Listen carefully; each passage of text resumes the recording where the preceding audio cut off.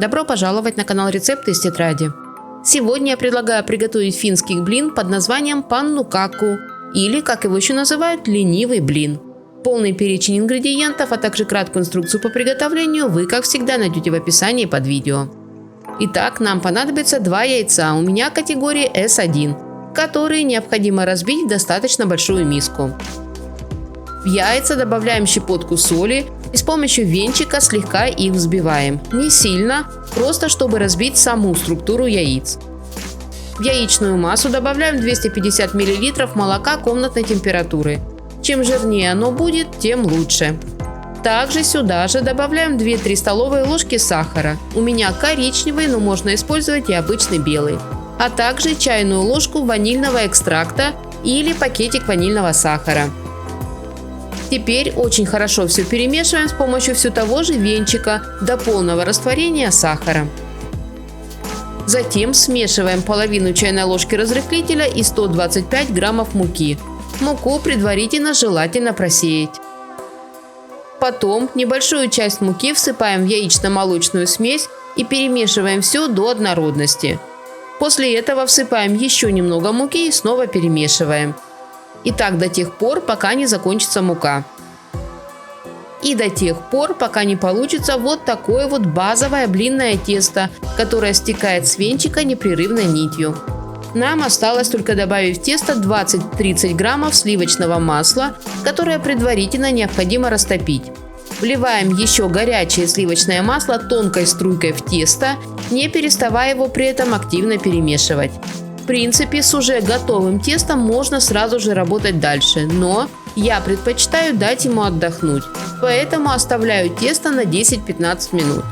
Через 15 минут еще раз слегка перемешиваем блинное тесто, а затем выливаем его в противень, предварительно застеленный пергаментной бумагой. Если вы не уверены в качестве пергамента, то предварительно его лучше смазать маслом. Помогаем тесту распределиться по всей площади противня.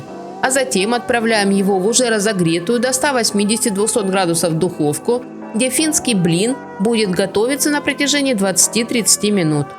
Готовый ленивый финский блин должен получиться красивого золотистого цвета, быть достаточно эластичным и легко отходить от пергамента. При этом он может получиться пупырчатым.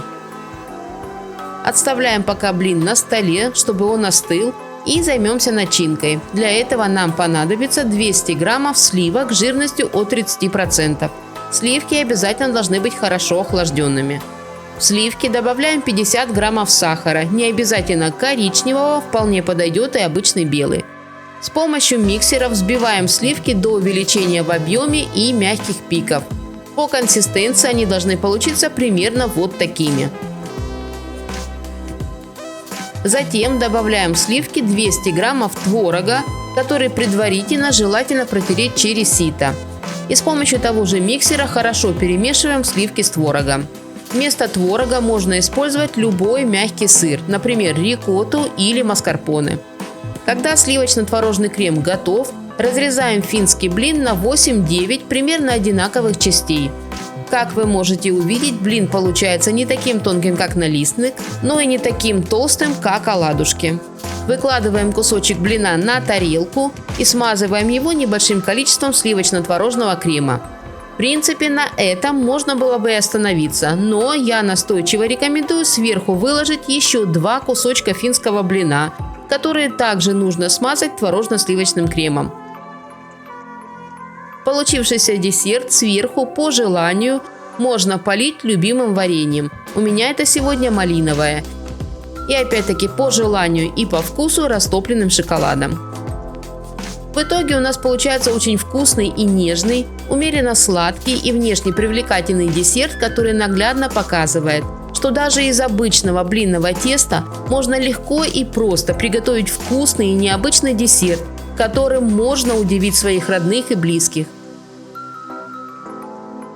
Не забывайте ставить лайки, если вам понравился этот рецепт. И, конечно же, подписывайтесь. У меня в тетрадке еще много вкусных и интересных рецептов, которыми я с радостью поделюсь. Мира всем нам, здоровья и чистого неба над головой. Берегите себя и своих близких. Приятного аппетита и до новых встреч!